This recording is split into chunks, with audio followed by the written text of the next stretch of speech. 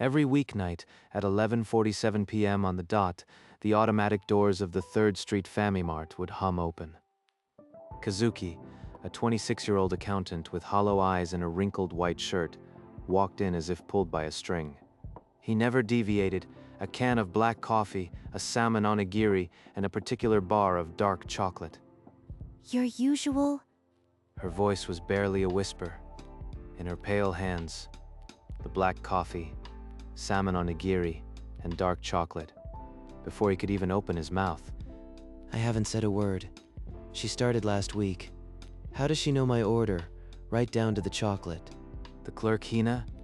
Her name tag read avoided his stare, a deep blush flooding her cheeks. Her grip on the scanner trembled. This is too precise. Is she some kind of stalker? No, calm down. It is just a convenience store. It has to be a coincidence. He paid in a fog, muttered a confused thanks, and walked back into the drizzly night, his heartbeat refusing to slow. The door slid shut. Behind the counter, Hina pressed a shaky hand to her heart and glanced at the wall clock 11:49. She had been waiting for him all day. The next night, Kazuki returned to the 3rd Street Family Mart at exactly 11:47, his steps deliberate and his eyes narrowed with purpose. Admit it. You couldn't stop thinking about it all day. Is she a stalker, or just a weirdly observant clerk? As the door chimed, Hina's head jerked up.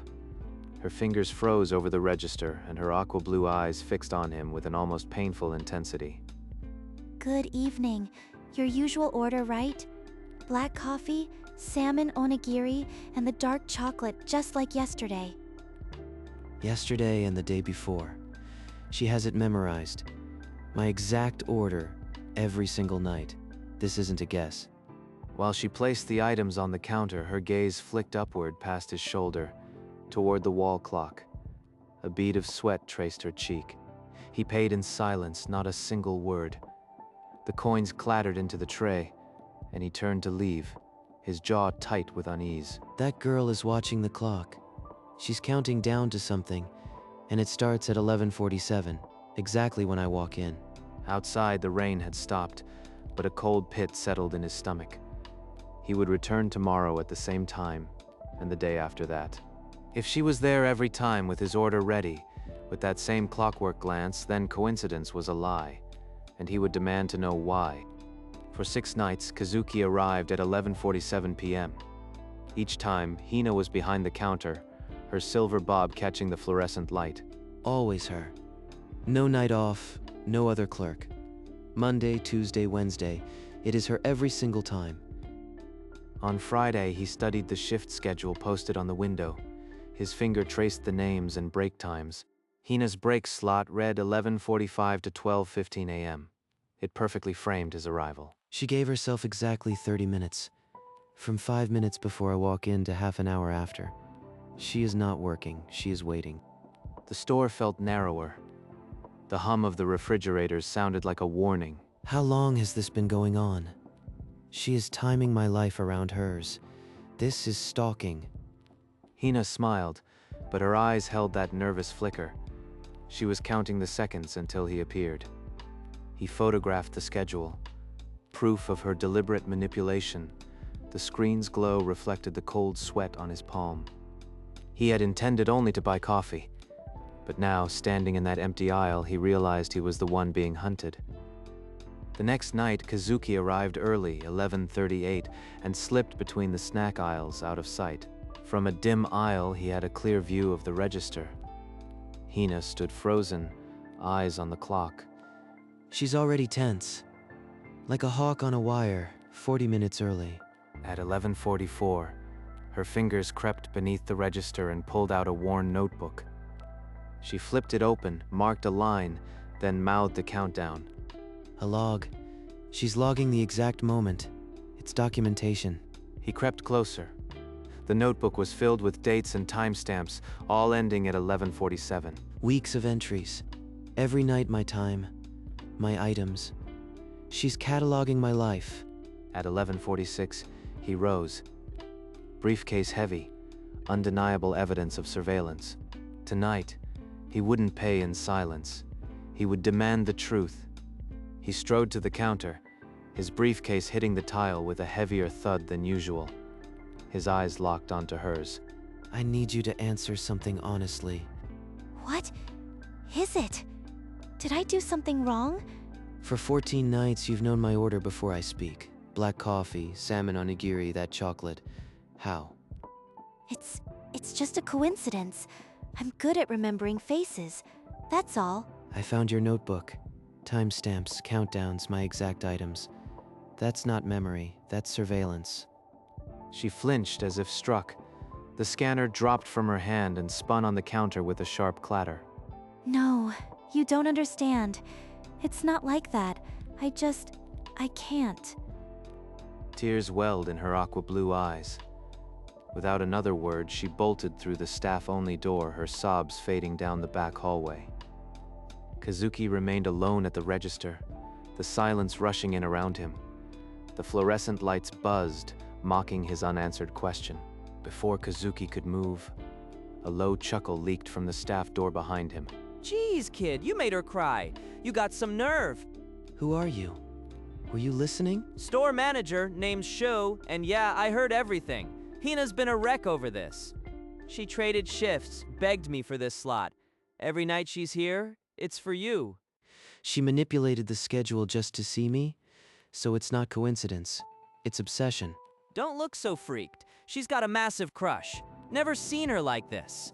A crush, that's all it is? But something in her eyes screamed more than affection.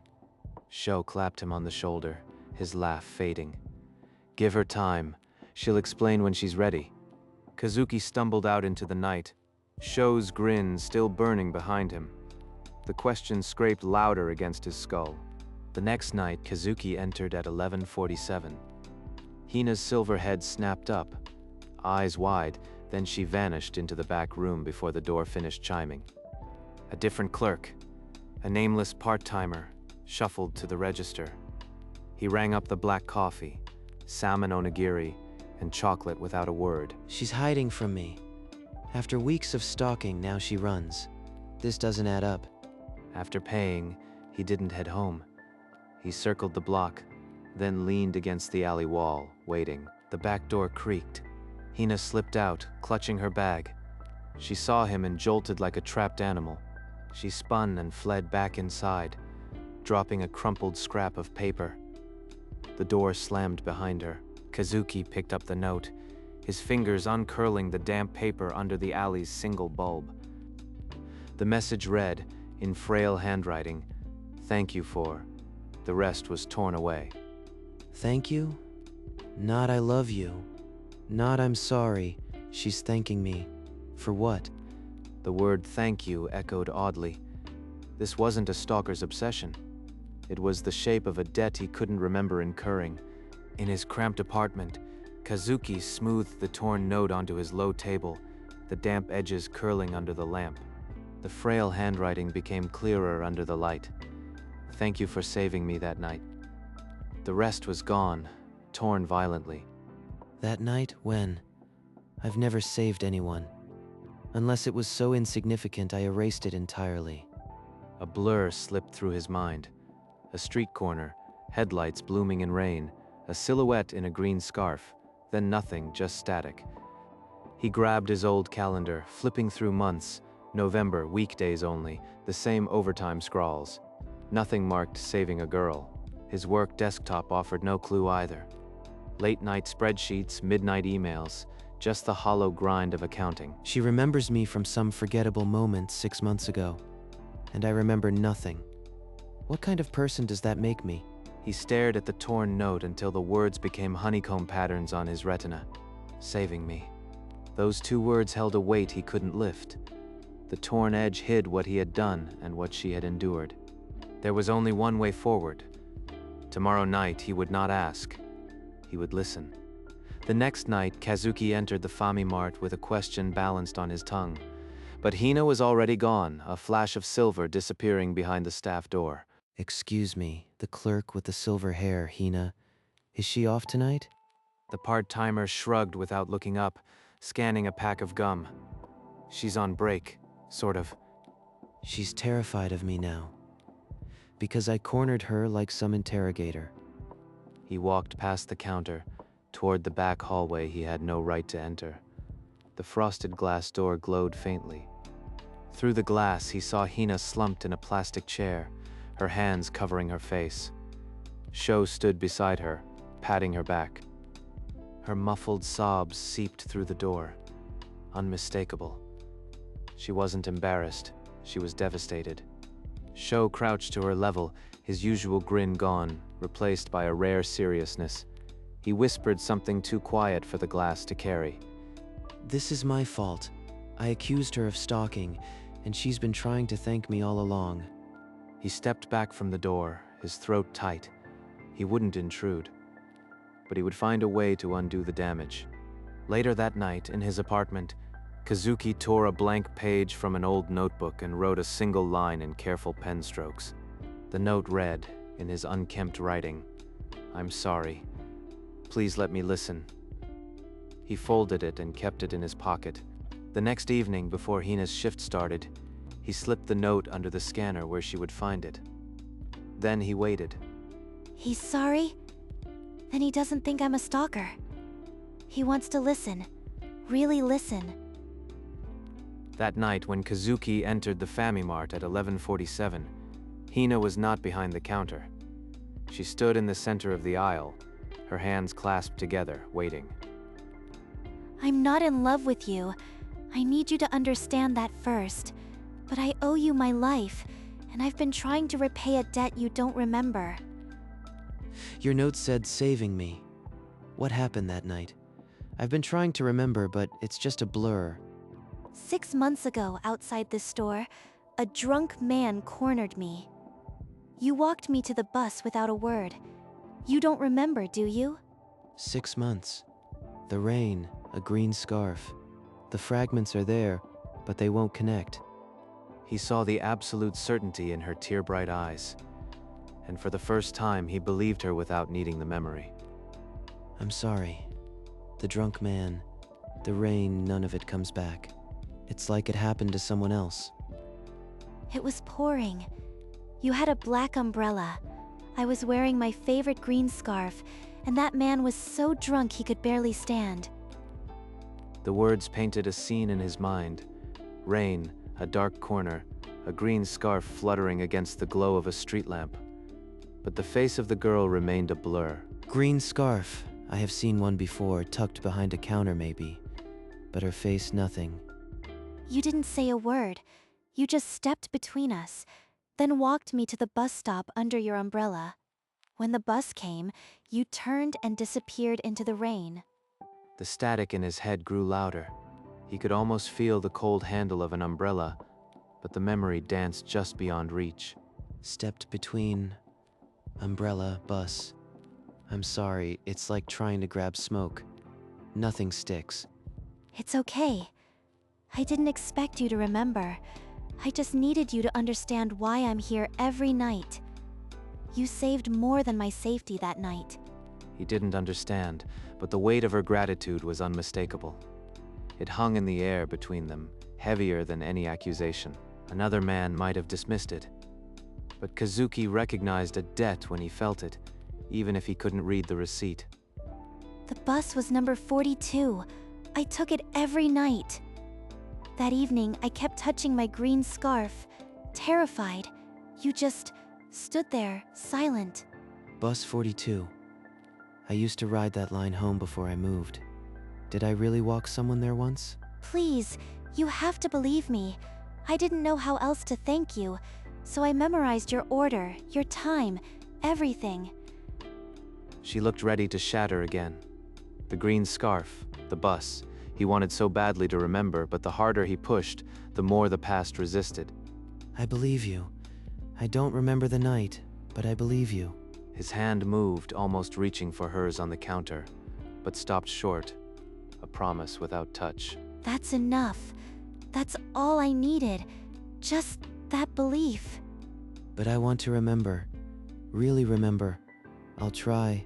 I'll look through old photos, old receipts. There must be something. Her tears finally spilled over, but they were not of sorrow. For the first time in months, The waiting had turned into something real. Outside the store, the rain had stopped, but a new kind of journey was beginning, one into a forgotten night that now demanded to be unearthed. In his cramped apartment, Kazuki dragged out storage boxes from the closet, dust clouding the air. He unearthed a dead phone and old receipts, nothing bearing the scar of that rainy November night. Every file, every timestamp, work, more work. Not a single trace of her. He tossed old planners onto the table. The thud echoed like defeat. Maybe I didn't save anyone. Maybe I just walked past and she misremembered. But on a dusty shelf near the calendar, a worn photo album leaned against a forgotten yearbook. He pulled it down, the cover sticky with age. His hands trembled as he opened the first page. Photos of college, of the old bus stop, flashed by, but then a grainy shot froze his fingers. November 18th, 11:51 p.m. Him, waterlogged, holding a black umbrella. Behind him, street lamp 42. And at the edge of the frame, a blur of green. The static in his head cracked. The date stamp on the photo glowed like a brand, November 18th, 11:51 p.m. The same rainy night she had described. It's real. I was there. The umbrella. The street lamp. It's all real. A fragment surged. The wet corner. A man's slurred voice, and the flutter of a green scarf against the dark. He saw himself stepping forward, a silhouette against the rain. No words, just the arc of a black umbrella shielding her. I did that. I walked her to the bus. But why can't I remember her face? The memory ripped apart as quickly as it came, leaving his breath ragged and his hands shaking. He stared at the photo until his eyes burned, clutching it as if it were the only proof of his own decency. Then, without thinking, he grabbed his coat and the photo and headed for the door. I have to show her. She needs to know I finally found it. Outside, the night was dry, but the scent of rain hung in the air, pulling him back toward the Famimart. The door chimed at 11:47. Hina stood frozen behind the register, her silver hair catching the light. In Kazuki's hand, the photo trembled. The green scarf. Please, describe it one more time, slowly. Soft wool, bright as fresh leaves. It had a small gold pin shaped like a leaf. I kept clutching it because I was so scared. The words gold pin struck like a match. A memory flared, a tiny glint against a dark coat in the rainy dark. The corner materialized. The rain. The man's slurred voice, and a girl trembling under the store awning. Then, his own arm extended. I remember I pushed between you, my arm blocking him, the rain on my face. Yes, that's exactly it. You didn't say a word. You just stood there like a wall. The memory sharpened. The drunk man's fetid breath, the girl's sobs, and his own silent, exhausted resolve. I did that. I remember the feel of the umbrella handle, but the walk to the bus, still a blur. Hina nodded, tears spilling. It's okay, you're remembering. That's more than I ever hoped. After you pushed him away, you just walked slow and steady toward the bus stop. You held the umbrella over me the whole time. The memory unspooled now, unhurried. The wet pavement, the number 42 bus stop sign, the soft rhythm of two people walking without speaking. The bus pulled up. I just stood there, silent. You climbed on, and I turned and left. You didn't say a single word. Not even "Are you okay?" But you didn't have to. You were the first person who made me feel safe in months. The final image locked into place, his own back receding down the rainy street, the umbrella folded now, his briefcase swinging. I left you there without a word. After all that, I just disappeared. What kind of person does that? A kind one. You didn't owe me anything. You just did it. Her thumb brushed the back of his hand on the counter. A fleeting touch, but it anchored him in the present. He finally saw it, not a stalker, not a crush, but a girl who had carried a mountain of gratitude for 6 months. The photo lay on the counter between them, a relic of a forgotten night that had just become the most important memory of his life. Hina took a shaky breath and began to unravel the elaborate mechanism behind every quiet 1147 handoff. After that night, I couldn't stop thinking about you. I watched the store's security footage to learn your face. I replayed those tapes every night until I knew your order by heart. Black coffee, salmon onigiri, that exact chocolate, exactly at 11:47. She slid the notebook across the counter. Its pages fell open to dense columns of dates and times, every visit marked. Weeks of entries. Every night I thought was coincidence. She was here, waiting, documenting. I quit my old job and begged Sho for this shift. I just wanted to hand you your order once, so you'd know I existed. She wasn't a stalker. She was a clockmaker, building a way to thank me. Not love, just quiet, obsessive gratitude. Her aqua blue eyes, still sparkling with tears, held no expectation, only the quiet release of a burden finally shared. You didn't just hand me an order. You gave me back a memory I didn't know I'd lost. His fingers slid forward on the counter, stopping just short of hers. In the silence, thank you became a shared language. I'm sorry I scared you that night. I accused you of surveillance, but you were just trying to thank me. It's okay. I knew how it looked. I was terrified you'd hate me, but I couldn't leave without you knowing. Her trembling fingers finally stilled, smoothing the edges of the worn photograph on the counter, a relic now shared. I'll still come every night. This routine is mine, and honestly, I don't want it to change. I'll be here. Black coffee, salmon onigiri, dark chocolate, just like always. A small, incredulous laugh escaped her, the sort that follows a held breath finally released. She rewired her entire life just to hand me an onigiri, because I walked her to a bus stop once. A small smile passed between them, no explanation needed. It simply existed, quiet as the rain pattering outside. Good night, Hina. Good night, Kazuki. See you tomorrow. The automatic door slid open and Kazuki stepped into the cool night air, his briefcase swinging lightly at his side. The door slid shut behind him with a soft hiss, the closed sign swaying gently from the motion. Through the glass, Hina remained by the counter, her silver hair glowing like a small, steady beacon under the fluorescent lights. She lifted a hand in a small wave, her expression no longer anxious, just peaceful, like someone who had finally said what needed to be said. Kazuki raised his own hand in reply, a rare, unguarded smile breaking across his tired features. He turned and began walking, the street lamps casting long shadows ahead, his steps lighter than they had been in months. On his worn briefcase, the tiny silver star charm caught the light, a new addition he hadn't noticed before, but one that suddenly felt permanent. A bus rumbled past, its windows lit, heading toward the number 42 stop, the same line she had taken that rainy night. For the first time in months, the walk home didn't feel like a trudge. It felt like a quiet promise, a shared secret between him and the night. He didn't look back again, but he knew with a new certainty that she would be there tomorrow. And that simple thought was enough. Next night, the automatic doors of the 3rd Street Famimart opened at 11:47 with a familiar hum. But this time the sound felt different, like a quiet welcome rather than the start of an anxious ritual. Behind the counter, Hina already had the black coffee, salmon onigiri, and dark chocolate laid out. But her smile was no longer nervous. It was warm. Your usual? Yeah, thanks, Hina. Her name felt surprisingly easy to say, as if it had been waiting in his throat for weeks. He finally said it. My name. He paid with a calm he hadn't felt in this store before, the coins clinking softly into the tray. See you tomorrow, Hina. I'll be here.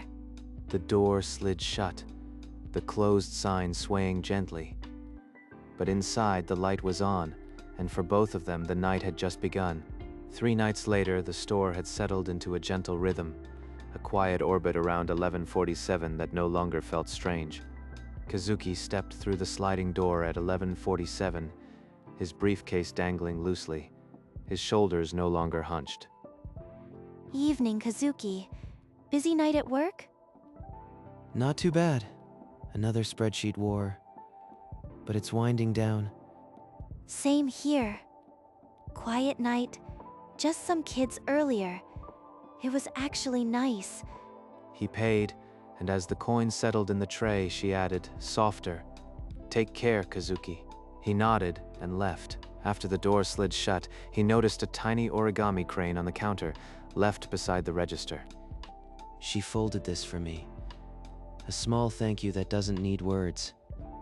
He attached it to his briefcase next to the silver star charm, two small pieces of quiet gratitude against the scuffed leather. He walked home with a rare, unguarded smile, the kind that comes when kindness no longer needs a receipt. Behind the counter, Hina remained motionless, her eyes tracing the glass door long after Kazuki's silhouette had dissolved into the night. The street lay quiet under the neon glow, the wet pavements reflecting the empty promise of another late hour. Slowly, she lifted her hand and touched the name tag pinned to her vest. Hina, her fingertips tracing the letters. Her aqua blue eyes, still carrying the faintest sparkle, softened, the anxious flutter of weeks before replaced by a deep, quiet calm. A small, private smile bloomed across her lips, not for anyone to see, just for herself and the memory of a rainy night that had finally, gently come full circle. The wall clock ticked to 11:52 p.m., just a minute later than every other night, but this one felt different. He'll be back tomorrow, and so will I. The store hummed quietly, its fluorescent light holding the space like a steadfast candle in the late hour. Outside, the closed sign swayed once, then stilled. The automatic door remained shut, but it held a gentle promise it would open again tomorrow. And so the 3rd Street Famimart kept its lights on, its clerk waiting quietly behind the counter, not for a debt to be repaid, but for a routine that had become something close to home.